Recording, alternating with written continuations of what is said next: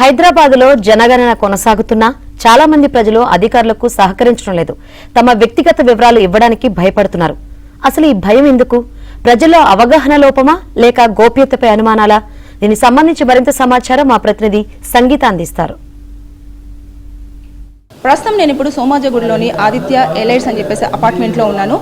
జనగణన లెక్కల కోసం అని చెప్పేసి ఇక్కడికి అధికారులు రావడం జరిగింది. అయితే ఇక్కడికి వచ్చిన తర్వాత కొంతమంది మాత్రం వివరాలు ఇవ్వడానికి కొంచెము భయపడుతున్నారు అని చెప్పేసి అయితే మనకు వినిపిస్తూ ఉంది.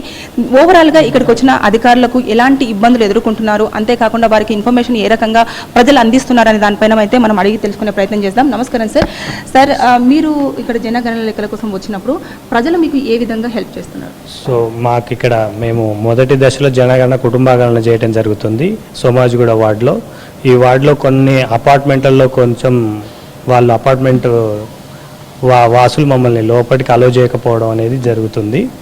కాబట్టి మేము లోకల్లో ఉన్న కార్పొరేటర్ని కానీ మిగతా సోషల్ వర్కర్ సహాయంతో ఇక్కడికి తీసుకొచ్చి వాళ్ళలో అవేర్నెస్ కల్పించి వాళ్ళ యొక్క డీటెయిల్స్ తీసుకోవడం జరుగుతుంది.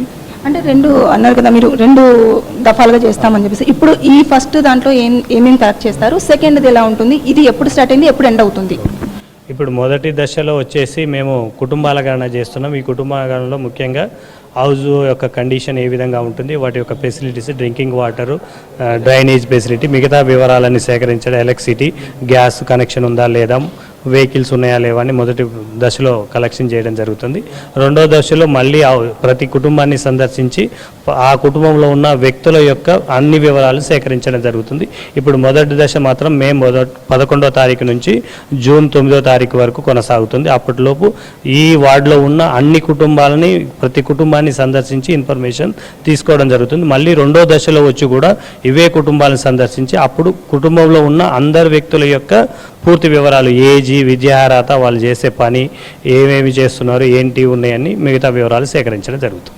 అంటే ఒక్క టీంలో ఎంతమంది వస్తారు? ఒకే డిపార్ట్మెంట్, అంటే టీచర్ డిపార్ట్మెంట్ అయితే టీచర్ డిపార్ట్మెంట్ వాళ్ళ గవర్నమెంట్ ఎంప్లాయీస్ని యూజ్ చేస్తారు కాబట్టి గణన లెక్కల కోసము మొత్తం అందరూ ఒకే వింగ్ నుంచి లేకపోతే సపరేట్గా వస్తారా? ఒకవేళ వచ్చినా కూడా ఒక టీంలో ఎంతమంది వర్క్ చేస్తారు? సో ఇక్కడ ఒక department, education department, revenue, GHMC, ఇతర అన్ని డిపార్ట్మెంట్ల యొక్క వాళ్ళు కొంతమంది సూపర్వైజర్గా, కొంతమంది ఎన్యుమరేటర్లుగా పనిచేయడం జరుగుతుంది. ఒక సూపర్వైజర్ కింద 6 నుంచి 7 ఎన్యుమరేటర్స్ ఉంటారు. ఆ సూపర్వైజర్ సర్కిల్లో ఉన్న ప్రతి కుటుంబాన్ని కూడా కవర్ చేయడానికి ఒక సూపర్వైజర్ అందరినీ సూపర్వైజ్ చేసుకుంటూ ఎన్యుమరేటర్ని ప్రతి కుటుంబాన్ని సందర్శించే విధంగా చేయడం జరుగుతుంది.